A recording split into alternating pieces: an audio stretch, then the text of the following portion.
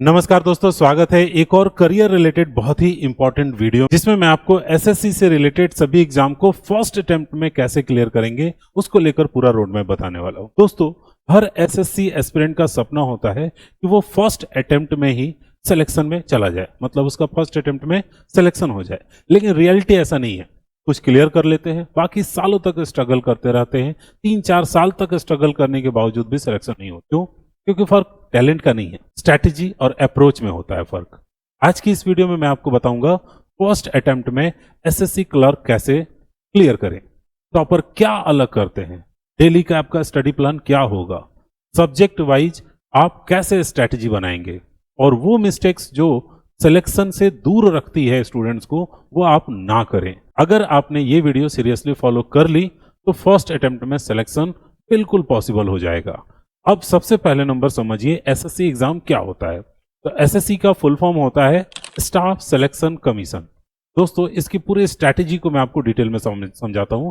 SSC जो central government job के लिए एग्जाम कंडक्ट करता है और सेंट्रल गवर्नमेंट में आपको एग्जाम मिलता है। पॉपुलर जो इसके एग्जाम में है उसमें से 3 एग्जाम मैंने यहाँ पर लिख रखे हैं आपके सामने, एक एक करके सबको बताता हूं। सबसे पहले नंबर एसएससी सीजीएल, मतलब ग्रेजुएशन लेवल का हाई लेवल का पोस्ट होता है। उसके बाद एसएससी सीएचएसएल जो कि 12th पास स्टूडेंट्स के लिए एंट्री लेवल का जॉब है। फिर एसएससी एमटीएस होता है जिसमें बिगिनर्स लेवल का जॉब होता है और ये बेसिक लेवल पे शुरुआत होता है। सब्जेक्ट्स क्या होते हैं? तो टोटल आपके इसमें 4 सब्जेक्ट होते हैं, मैथ, रीजनिंग, इंग्लिश और जनरल अवेयरनेस।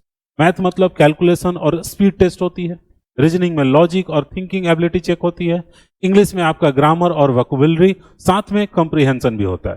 जनरल अवेयरनेस में आपको करंट अफेयर और स्टैटिक जीके पढ़ना होता है। सबसे इंपॉर्टेंट बात यह है कि ये 4 सब्जेक्ट आपके प्रिपरेशन के पिलर्स हैं। अगर ये स्ट्रांग है तो सिलेक्शन के चांसेस बिल्कुल आपके हाई होंगे।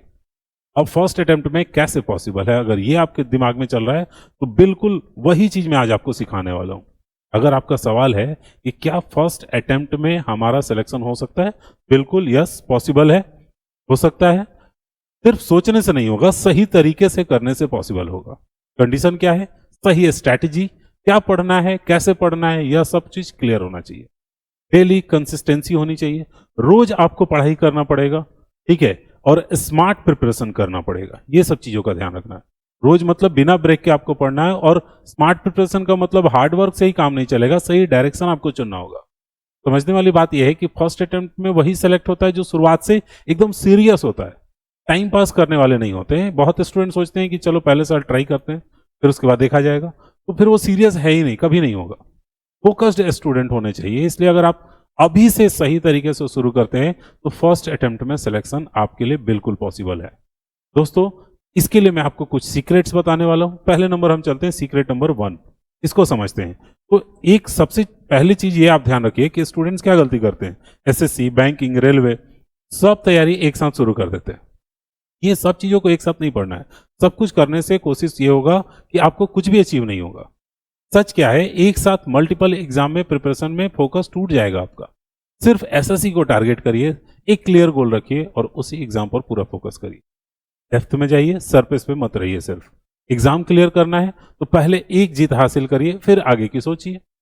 याद रखिए 1 टारगेट मतलब फास्ट सिलेक्शन। अब हम लोग बात करेंगे सीक्रेट नंबर 2 और 3, दोनों मैं आपको बताने वाला हूं। यहां पर सबसे पहले आप सिलेबस को मास्टर करिए। यानी 90% स्टूडेंट्स यहीं पे गलती करते हैं, बिना सिलेबस देखे प्रिपरेशन चालू है। सिलेबस को प्रिंट करिए ताकि आपको क्लियर रोड मैप दिखे। हर टॉपिक को मार्क करिए और फिर उसके बाद से आप ये तय करिए क्या पढ़ना है क्या नहीं। क्लियर होना चाहिए सब कुछ, उसी के हिसाब से आगे की पढ़ाई करिए, पूरा क्लियर रोड मैप के साथ। दोस्तों, सिलेबस आपका डायरेक्शन है। बिना सिलेबस के प्रिपरेशन क्या होगा? सिर्फ वेस्ट ऑफ टाइम की बर्बादी होगी। तीसरा नंबर सीक्रेट है PYQ, यानी प्रीवियस ईयर क्वेश्चंस। अब सच ये है कि प्रीवियस ईयर के क्वेश्चन अगर आप नहीं बना रहे हैं तो आप रैंडम बस ऐसे ही पढ़ रहे हैं।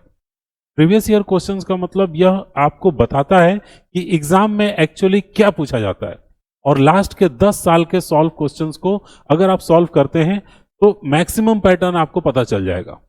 पैटर्न को आप समझ लीजिए, किस टाइप के सवाल बार बार पूछे जाते हैं। रिपीटेड टॉपिक को पहचानिए, इंपॉर्टेंट चैप्टर खुद सामने आ जाएंगे। सबसे इंपॉर्टेंट बात यह है, एसएससी में क्वेश्चंस रिपीट होते हैं, एग्जैक्ट नहीं, लेकिन कंसेप्ट और पैटर्न जरूर रिपीट होते हैं। मतलब सेम क्वेश्चन अगर नहीं आ रहा है बट उससे मिलता जुलता होगा, वैल्यू चेंज हो जाएगा, नाम बदल जाएगा, बट रहेगा वही पैटर्न। इसलिए स्मार्ट स्टूडेंट सबसे पहले PYQ करते हैं, फिर उसी हिसाब से प्रिपरेशन तैयार करते हैं कि हाँ यही पैटर्न की पढ़ाई करनी है। याद रखिए, बुक से नॉलेज मिलता है, PYQ से सिलेक्शन मिलता है, ये चीज एकदम ध्यान रखिएगा, इसलिए इसको अच्छे से करना है। अब मैं आपको सब्जेक्ट वाइज स्ट्रैटेजी बता रहा हूं, स्कोर कैसे करेंगे आप। मैथ और रीजनिंग के पहले नंबर हम लोग बात करते हैं। तो दोस्तों मैथ में क्या स्ट्रैटेजी आपको बना के रखना है, डेली आपको 50 क्वेश्चंस की प्रैक्टिस करनी है। मैथ में प्रैक्टिस ही आपकी स्पीड को बढ़ाएगा। फिर उसके बाद से एक्यूरेसी और स्पीड पे ध्यान दीजिए, ठीक है, फास्ट भी होना चाहिए और सही भी होना चाहिए। इंपॉर्टेंट टॉपिक कौन कौन से हैं, तो परसेंटेज है, सबसे बेसिक और हर एग्जाम में पूछा जाता है। रेशियो है, जिसमें कंपैरिजन वाले क्वेश्चंस आते हैं। टाइम और वर्क है, जिसमें आपको वर्क एथिक्स और लॉजिक बेस्ड क्वेश्चन पूछे जाते हैं। सिंप्लीफिकेशन है, जिसमें आपको कैलकुलेशन फास्ट करने का सबसे बड़ा टूल है। ट्रिक में कुछ आपको देना चाहूंगा, एग्जाम में इजी क्वेश्चन को पहले सॉल्व करिए, कॉन्फिडेंस और मार्क्स दोनों अच्छे बढ़ जाते हैं आपके। फिर उसके बाद टफ क्वेश्चंस को बाद में कीजिए, टाइम बचाकर डिफिकल्ट पर फोकस दीजिए। रीजनिंग की स्ट्रैटेजी क्या होगी कि आप डेली प्रैक्टिस करिए, जरूरी है हर सब्जेक्ट की प्रैक्टिस स्ट्रांग हो। कोडिंग, डिकोडिंग, ये सब कुछ सब्जेक्ट है इसमें इंपॉर्टेंट, जिसमें पैटर्न पहचानने की स्किल होती है। सीरीज पूछता है, जिसमें आपको नेक्स्ट एलिमेंट आइडेंटिफाई करना होता है सीरीज का। पजल्स आते हैं, मल्टी स्टेप लॉजिक बिल्ड करना होता है। ब्लड रिलेशन पूछे जाते हैं, रिलेशन को लॉजिकली समझना होता है इसमें। फिर रीजनिंग आता है, हाई स्कोरिंग सब्जेक्ट। सही प्रैक्टिस से फुल मार्क्स पॉसिबल होते हैं। अब इंग्लिश में स्ट्रैटेजी आप क्या करेंगे उसके ऊपर चलते हैं। दोस्तों इंग्लिश और जीके के ऊपर अब बात करते हैं। तो इंग्लिश से लगभग सभी डरते हैं, लेकिन रियलिटी क्या है, एसएससी में इंग्लिश इजी और स्कोरिंग सब्जेक्ट होता है। डेली बस आपको रीडिंग की आदत डालनी है, जिससे लैंग्वेज इंप्रूव करने में मदद मिलेगी। वोकैबुलरी आपको इंप्रूव करना है, PYQ पर फोकस ज्यादा करना है। वोकैबुलरी मतलब वर्ड्स को स्ट्रॉन्ग करिए, तो क्वेश्चन इजी लगने लगेगा।